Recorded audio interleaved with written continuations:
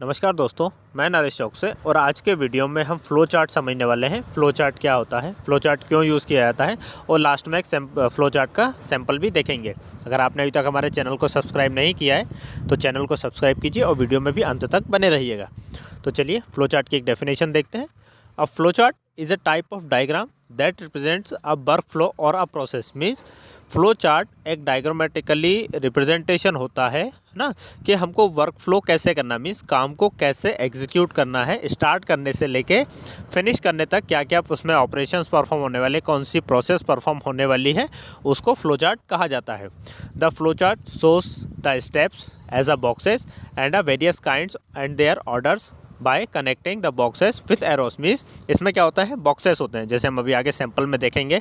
Rectangle होते हैं, square होते हैं, फिर डायमंड शेप के होते हैं, कुछ एलिप्टिकल भी होते हैं। उसमें क्या होता है, फिर एक के बाद एक बॉक्सेस के बाद एरोस होते हैं कि इस स्टेप के बाद ये स्टेप परफॉर्म होगी, फिर सेकंड स्टेप, फिर थर्ड स्टेप, इस तरह से इसमें दिया जाता है। अब वर्क फ्लो फ्लो चार्ट क्यों होता है, ताकि हमारे टास्क में से जो भी हम ऑपरेशन परफॉर्म कर रहे हैं, जो प्रोडक्ट मैन्युफैक्चर कर रहे हैं, उसमें कोई सा भी ऑपरेशन छूटे ना, कोई भी मिस ना हो, कोई भी ऑपरेशन मिस ना हो, कोई पार्ट मिस ना हो, या फिर कोई भी XYZ ऑपरेशन मिस ना हो। जैसे कि मान के चलिए कि हमारा कोई एक इंस्पेक्शन है, एक छोटे से पार्ट का इंस्पेक्शन है, वो मिस ना हो। फिर हो सकता है हमको रिवेटिंग करना है, रिवेटिंग मिस ना हो। इस तरह का कोई भी ऑपरेशन या कोई भी टास्क मिस ना हो हमारे मैन्युफैक्चरिंग प्रोडक्ट से, इसलिए हम फ्लो चार्ट का यूज़ करते हैं।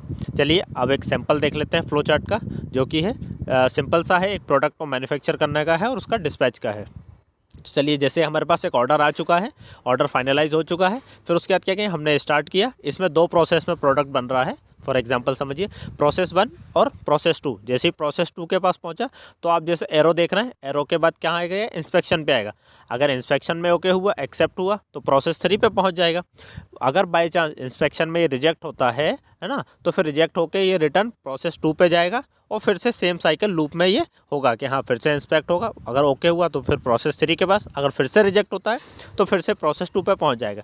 फिर प्रोसेस 3 के बाद हमारा एंड हो जाएगा, प्रोडक्ट मैन्युफैक्चरिंग कंप्लीट हो जाएगा, है ना, और फिर बाद में आगे का डिस्पैच हो जाएगा। ये बहुत सिंपल सा फॉर्मेट लिया था आप लोगों को समझाने के लिए, है ना। और बाकी भी बहुत कॉम्प्लिकेटेड होते हैं, जिसमें सारे ऑपरेशंस, सारे टास्क और कौन इसका कंट्रोलर है, किसके हाथ में, किसके डिपार्टमेंट में कौन सा वाला ऑपरेशन आने वाला है, वो भी सारी चीज़ें इसमें मेंशन होती हैं।